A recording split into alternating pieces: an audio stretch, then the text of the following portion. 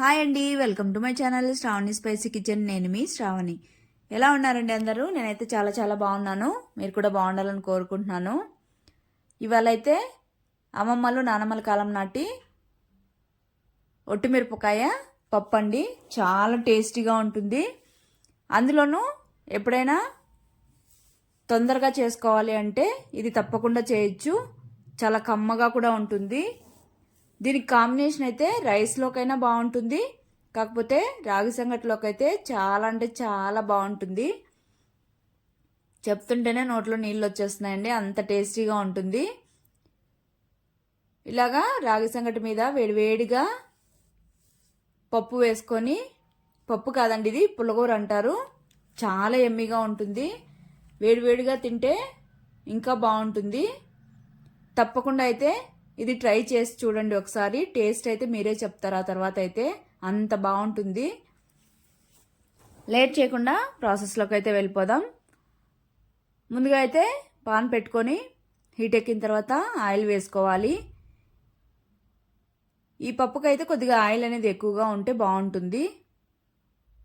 Oil వేడెక్కాక ఇందులోనే ఆవాలు, తర్వాత జీలకర్ర, తర్వాత మెంతులు వేసుకోవాలి. ఇక్కడ మెంతులు అనేది వేయడం వల్ల చాలా కమ్మగా ఉంటుంది, తప్పకుండా వేయండి. తర్వాత ధనియాలు కూడా వేసుకొని కొద్దిగా కరివేపాకు వేసి చిటపటలాడనివ్వాలి. తర్వాత ఎండుమిర్చి అనేది మీ స్పైసీకి తగ్గట్టు వేసుకోండి. ఇందులో చిల్లీ పౌడర్ కూడా వేస్తాం కాబట్టి చూసుకొని వేసుకోండి. తర్వాత కచ్చపచ్చగా దంచిన వెల్లుల్లి కూడా వేసుకొని మంచిగా బ్రౌన్ కలర్ వచ్చేంత వరకు ఫ్రై చేసుకోవాలి. అలానే మెంతులు, ధనియాలు అనేవి కూడా బాగా ఎర్రగా వేగాలి. అన్నీ వేగిన తర్వాత పెద్ద పెద్ద ముక్కలుగా కట్ చేసుకున్న ఆనియన్ కూడా వేసేసుకొని కొద్దిగా మెత్తబడిన తర్వాత ఇందులోనే సాల్ట్, తర్వాత పసుపు వేసుకొని పచ్చివాసన పోయేంత వరకు కలుపుతూ మంటనైతే లో ఫ్లేమ్లో పెట్టుకోవాలి. ఫ్రై అయ్యాక 2 మీడియం సైజు టమాటోలని ఇలాగా సన్నగా కట్ చేసుకోవాలి. కట్ చేసుకొని వేసుకున్నాక మిక్స్ చేసుకొని బాగా మెత్తబడేంత వరకు ఫ్రై చేసుకోవాలి. ఇదైతే బాగా గుజ్జుగా అయిపోవాలి, అప్పుడే టేస్ట్ అనేది బాగుంటుంది. ఫ్రై అయ్యాక కాసేపటికి ఇందులో సన్నగా కట్ చేసుకున్న కొత్తిమీరను కూడా వేసేసుకొని ఇంకాస్త మెత్తబడనివ్వాలి. మంటనైతే లో టు మీడియం ఫ్లేమ్లోకి అడ్జస్ట్ చేసుకుంటూ ఇలాగా మిక్స్ చేసుకోవాలి. తర్వాత కొద్దిగా చింతపండు కూడా వేసేసుకొని మిక్స్ చేసేసుకోవాలి. తర్వాత ఆల్రెడీ ఎండుమిర్చి వేసుకున్నాం కాబట్టి కారం అనేది చూసుకొని అడ్జస్ట్ చేసుకొని వేసుకోండి. కారం వేసుకున్నాక ఒకసారి బాగా మిక్స్ చేసేసుకొని మంటను లో టు మీడియం ఫ్లేమ్లోకి అడ్జస్ట్ చేసుకుంటూ ఇంకాసేపు ఫ్రై చేసుకోవాలి. ఈ విధంగా కలుపుతూ ఉండాలి, లేదంటే అడుగంటేస్తుంది.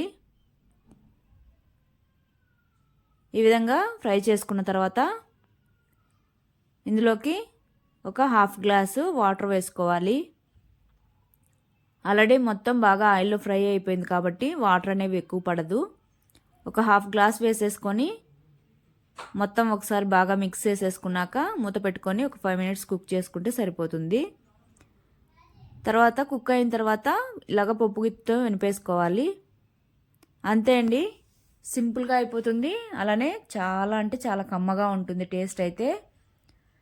ఇందులోకి ఇంకా పోపు కూడా అవసరం లేదు, టేస్ట్ కూడా భలేగా ఉంటుంది. రాగి సంగటిలోకి అయితే చాలా బాగుంటుంది.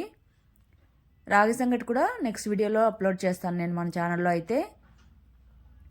చివరిగా అయితే కొద్దిగా కొత్తిమీర వేసేసుకొని మిక్స్ చేసేసుకొని వేడివేడి రాగి సంగటిలోకి కానీ లేదా వేడివేడి అన్నంలోకి కానీ సర్వ్ చేసేసుకోవడమే. చాలా అంటే చాలా బాగుంటుంది. పిల్లలు కూడా భలేగా ఎంజాయ్ చేస్తారు. తప్పకుండా ట్రై చేసి మీకు ఎలా వచ్చిందో కామెంట్ చేయండి. అలానే మన ఛానల్ అయితే సబ్స్క్రైబ్ చేసుకోండి.